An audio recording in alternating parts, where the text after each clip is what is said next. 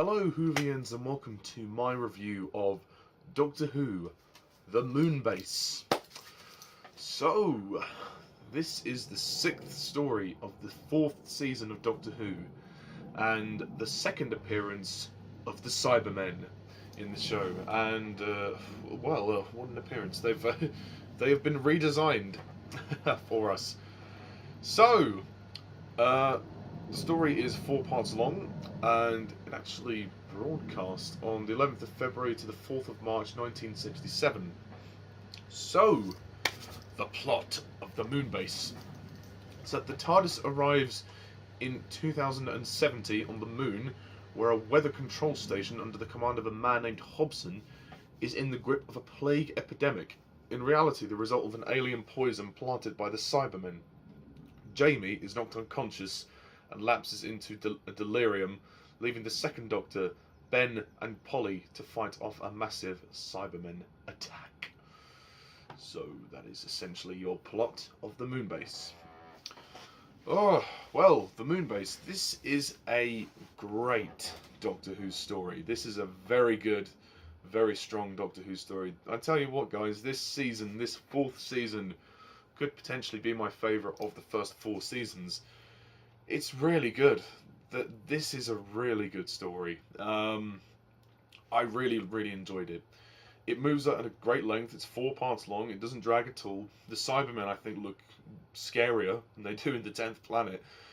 Even though I think overall the 10th Planet might be a slightly better story than this one, I still think that the Cybermen themselves are scarier in this story. And they look better as well. And actually, they've improved the voices as well. The voices were okay in the 10th Planet, but they were just a bit kind of feeble. The voices are much more robotic and scarier, and it's really a testament to this, to make the show. The fact that they wanted to, well, upgrade the Cybermen, and the theme of upgrading will become very prominent for the Cybermen in the future.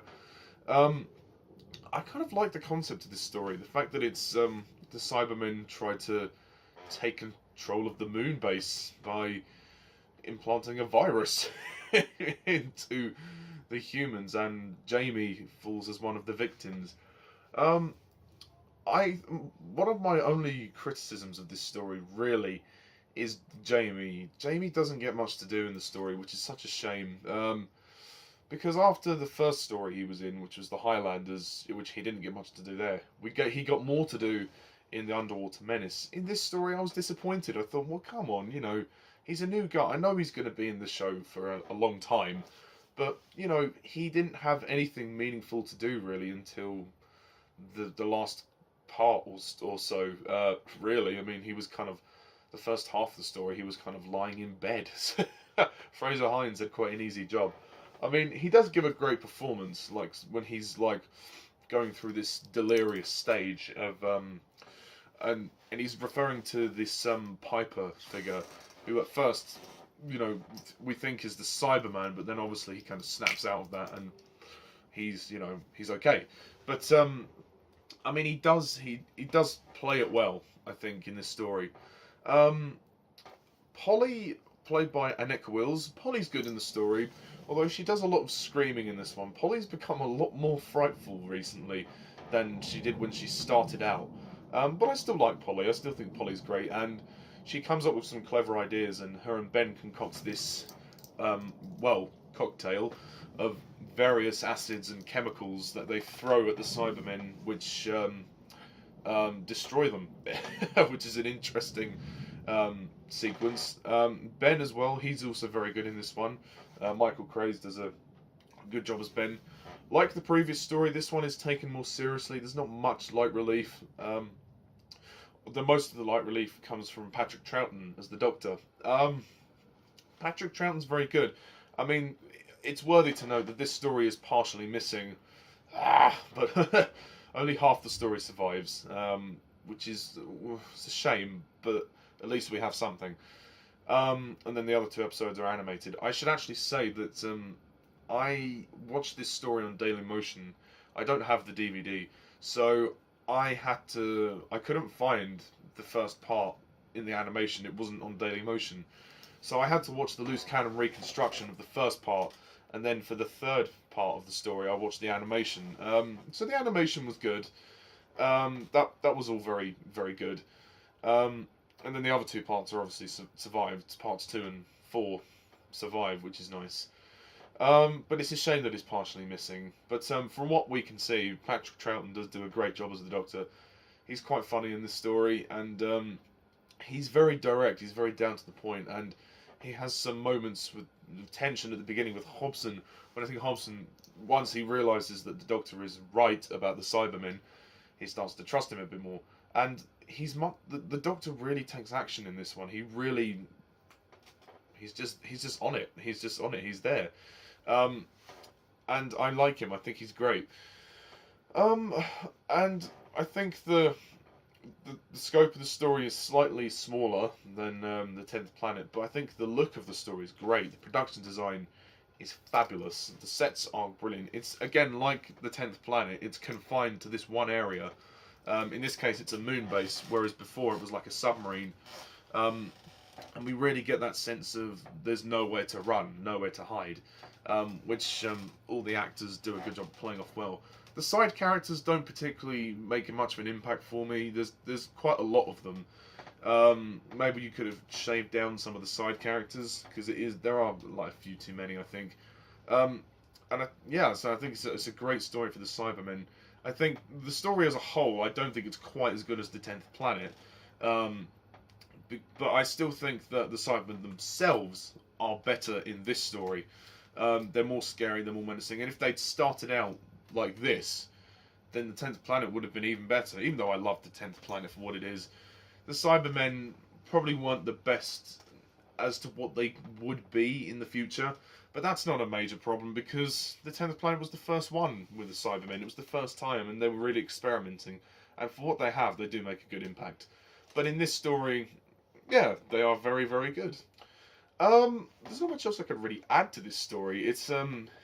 I like the climax of the story when tensions are mounting. The army of Cybermen are walking towards the base, and then the airlock is smashed, and then they have to close the airlock, and they're struggling to breathe, and it's all very interesting. And I think, what's it called, the gravitor or something? The gravitation. They end up switching the gravitational pulls, and then the Cybermen get floated into space, which is quite interesting.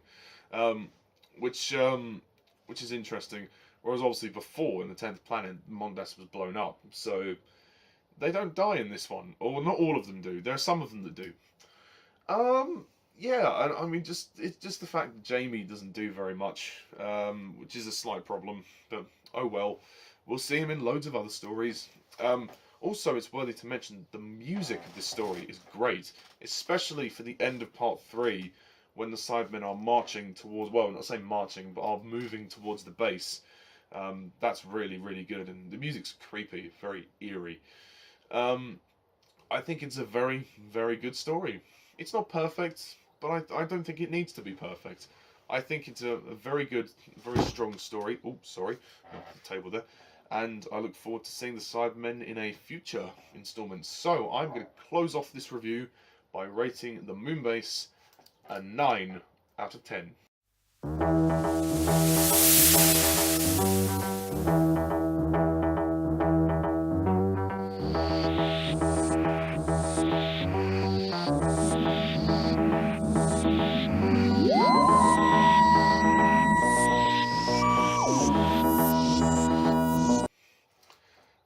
I may consider buying the DVD at some point to watch the first part in animation format, but because obviously I tried to find it, but it wasn't on Dailymotion.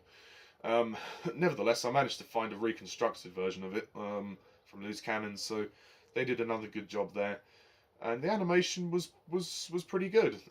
I didn't mention this in my Power of Daleks review, For that, I'm very sorry. The animation for that story was very good too. I mean, it's obviously not to the standard of something like Pixar or DreamWorks, but it is watchable, and it is something that gives us a visual indication of what's going on.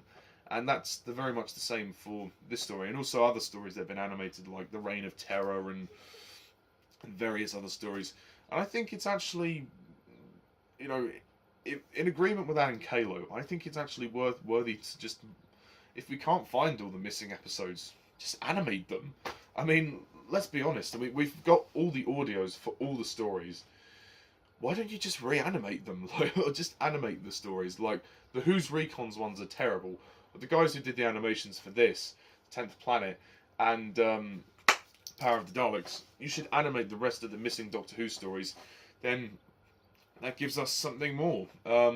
Especially with stories like Marco Polo and all of those stories that are missing. But yeah, I mean, maybe one day they'll do that, but maybe they're still trying to look for them through the BBC archives, but who knows? Anyway, that's my review of the Moonbase. Tune in next time when we review the Macra Terror. So, yes, and also I think the script for this story was written by Kit Pedler. So, Kit Pedler, good job on the script. So yes, that's my review of the Moonbase. So stay tuned next time for my review of the Macra Terror, where certain titles in the title sequence begin to change. And a certain face gets added into the title sequence. Can you guess whose? Well, obviously.